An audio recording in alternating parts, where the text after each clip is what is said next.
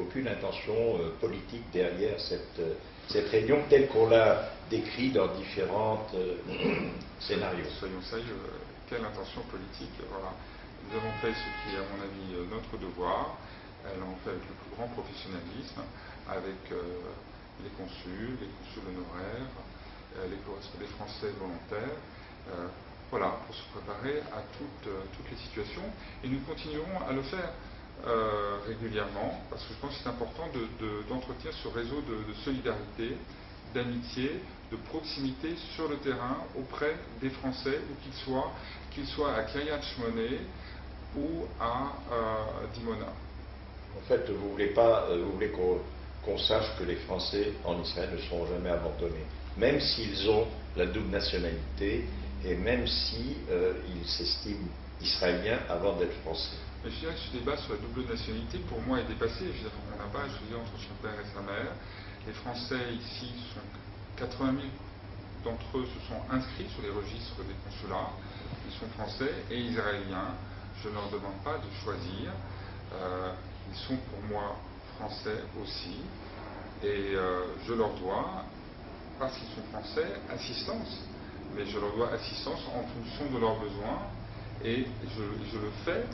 Sans vous immiscer dans leur conception politique. Bien sûr, et puis je le fais en tenant compte des réalités. La réalité, c'est qu'il y a ici un État, il y a des hôpitaux, une armée, des structures d'aide, d'entraide, de soutien, et nous pouvons intervenir ponctuellement pour résoudre des cas précis, mais en coordination avec les autorités israéliennes. Mais justement, est-ce que vous informez les autorités israéliennes de ces réunions où vous prenez des mesures préventives? Ou est-ce que vous les informez a posteriori? Il y a un dialogue avec les autorités israéliennes. Elles-mêmes ont évoqué auprès de nous, pas seulement auprès de nous, auprès des Européens, auprès de la communauté diplomatique, on dit par exemple quelles étaient les mesures qu'Israël envisageait pour les touristes. Donc quelles étaient les mesures pour protéger ces touristes. Voilà. Et donc le ministère des Affaires étrangères israélien nous a réunis pour nous décrire un peu la situation. Donc oui, bien sûr, il y a un dialogue, il y a un dialogue aussi entre partenaires européens, puisque l'Europe bouge, l'Europe avance, et voilà, on ne peut pas intervenir sans un minimum de concertation. Sans trahir de secret, est-ce que vous pensez que les Israéliens acceptent ce genre d'ingérence, entre guillemets, dans leurs affaires, et vous ne sentez pas d'opposition de la part des diplomates de vous mêler, entre guillemets, de ce qui ne vous regarde pas, étant donné que c'est à Israël de s'occuper de... Franchement, je n'ai eu aucune remarque du ministère des Affaires étrangères israélien sur ce sujet. Et il y a dans ce pays des consulats, et c'est un des principes connus des consulats, c'est le devoir d'entraide consulaire. Ce devoir d'entraide consulaire se fait dans le respect des lois du pays d'accueil. Et donc, nous n'exerçons là que, je dirais, notre devoir. Et ce devoir est bien compris par les autorités israéliennes, parce qu'elles savent bien que de toute façon, cette action se mènera en coordination avec elles. Elle se fera en soutien, elle se fera en complément de ce que les autorités israéliennes feront. Et si elles décident de telle ou telle mesure, elles viendront sans doute nous demander notre aide, notre concours, et nous le ferons bien volontiers. Bien volontiers. Comme nous l'avons fait d'ailleurs dans le passé, à d'autres occasions. Encore une fois, ce plan de sécurité, ces correspondants de sécurité, ce n'est pas une nouveauté de 2012. Ils existent depuis de très nombreuses années, et j'étais ici en 2006, et je l'ai expérimenté pendant la guerre avec le Liban. Pour terminer, une question sournoise, vous répondrez si vous voulez, c'est qu'il va falloir que vous mettiez au courant votre successeur, puisque vous nous avez annoncé le 14 juillet, que vous allez partir. Donc je suppose que vous avez un dossier complet prêt pour que votre successeur prenne la suite de ces opérations. J'ai dit le 14 juillet que ce serait peut-être mon dernier 14 juillet. Je n'ai rien dit d'autre. Vous voyez, ça ouvre beaucoup d'autres options.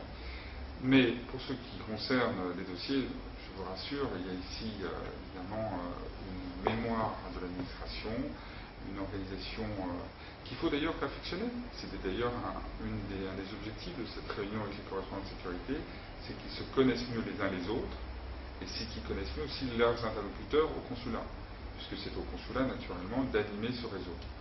Et donc voilà, cette mémoire elle reste, cet héritage est présent, et quelles que soient les décisions qui seront prises, il sera assumé par la France pour les prochaines années. Je vois que vous êtes un bon diplomate puisque vous répondez à la manière des diplomates. J'ai répondu, je crois, assez clairement dans un premier temps sur les...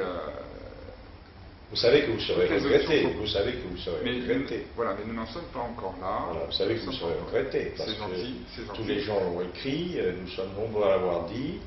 Et en cette période où il y a une tension énorme, je pense que l'année qui va venir va être une année importante, à la fois pour la Syrie, pour l'Iran, pour l'Égypte aussi, et que c'est peut-être pas la bonne période pour changer les hommes, bien qu'au Quai d'Orsay, il existe beaucoup de diplomates chevronnés. Je vous laisse ce commentaire. Évidemment, je ne peux que partager votre sentiment sur les diplomates chevronnés que possède le Quai d'Orsay. Mais nous verrons bien. En tout cas, voilà, la France, au-delà des hommes, entend bien rester aux côtés d'Israël dans ce contexte qui effectivement est difficile. Il y a beaucoup de menaces à l'horizon. Et c'est notre devoir de solidarité, qui n'est pas qu'un vain mot. Et ce que j'ai décrit jusqu'à présent, c'est justement ces manifestations concrètes. Quand on parle de solidarité, la solidarité doit aussi s'exercer sur le terrain. Oui. Quand une personne âgée a des problèmes de santé ou des problèmes financiers, il faut que nous puissions, dans la mesure du possible, apporter notre aide. Nous ne pouvons pas toujours le faire. Nos moyens sont limités. Et si on peut le faire, faisons-le. Bien, monsieur l'ambassadeur, je vous remercie. Je pense que ça, vous avez mis les choses très au point. Et nous allons essayer, nous journalistes, de corriger un petit peu la sensation qu'on a eue que la France avait des décisions à prendre qui ne concernaient pas forcément les Israéliens. Je vous remercie et puis nous aurons l'occasion d'en reparler en espérant que le 14 juillet prochain, j'aurai l'occasion de boire le champagne dans votre ambassade israélienne. Voilà. Ambassade française. Française en Israël, voilà. Française.